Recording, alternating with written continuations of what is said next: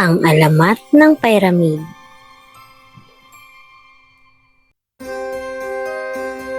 Noong unang panahon, sa lupain ng Egypt, naniniwala ang mga tao na ang kamatayan ay hindi wakas, kundi isang paglalakbay patungo sa liwanag.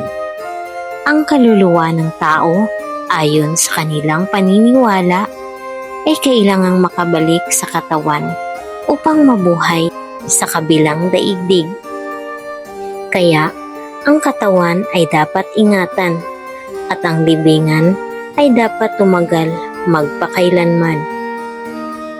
Sa panahong iyon, namuno ang isang paraon na tinuturing na anak ng araw. Bawat umaga, kapag sumisikat ang araw sa disyerto, sinasabi ng matatanda na ang liwanag nito ay paalala na ang kapangyarihan ng langit at lupa ay magkaugnay. At doon isinilang ang pangarap ang magtayo ng isang anyong aabot sa langit, isang tahanan ng walang hanggan. Tinawag ng paraon ang kanyang mga tagapayo, inhinyero at pantas. Hindi siya humiling ng palasyo, kundi bundok na gawa ng tao. Isang anyong matibay sa buhangin, sa ulan at sa paglipas ng panahon. Isang anyong magsisilbing hagdan ng kaluluwa, paakyat sa araw at mga bituin. Hindi mga alipin ang nagtipon sa disyerto, kundi mga anak ng lupain, mga magsasakang pansamantalang tumigil sa pagtatanim kapag umaapaw ang nile, mga batikang tagahugis ng bato, at mga karpinterong sanay sa sukat at balanse. Sama-sama nilang hinila ang mga bato gamit ang lubid at rampa. Tinidiligan ang mga buhangin upang dumulas ang daan at inuukit ang bawat tipak na may pag-iingat.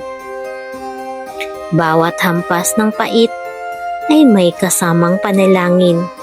Ayon sa alamat, pinili ang hugis na pyramid dahil ito ang anyong kahawig ng unang sinag ng araw na bumaba mula sa lupa noong simula ng mundo.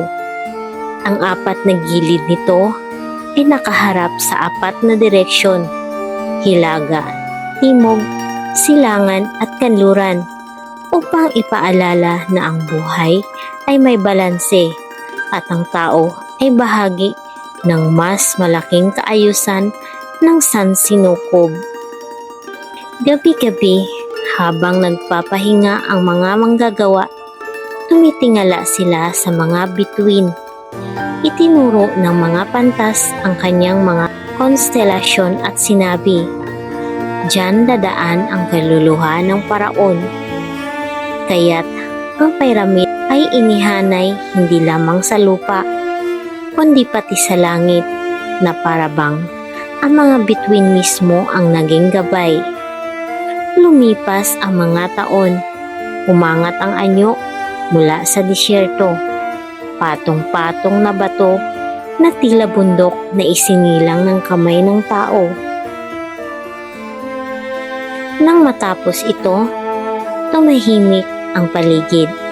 Walang awit, walang sigawan. Tanging ang hangin at ang araw ang saksi. Sa loob, inihimlay ang katawan ng mga paraon, balot ng mga panalangin at pag-asa. Mula noon, ang pyramid ay nanatiling nakatayo, hindi lamang bilang libingan, kundi bilang alaala ng pagkakaisa at paniniwala.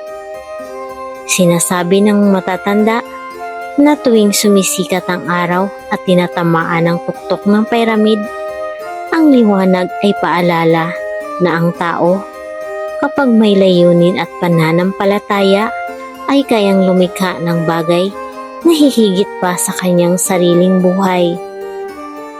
At hanggang ngayon, sa lilim ng disyerto at sa ilalim ng mga bituin ng Giza, ibinubulong ng hangin ang alamat Ang pyramid ay hindi itinayo upang magyabang ng kapangyarihan, kundi upang ipaalala na ang oras ay lilipas.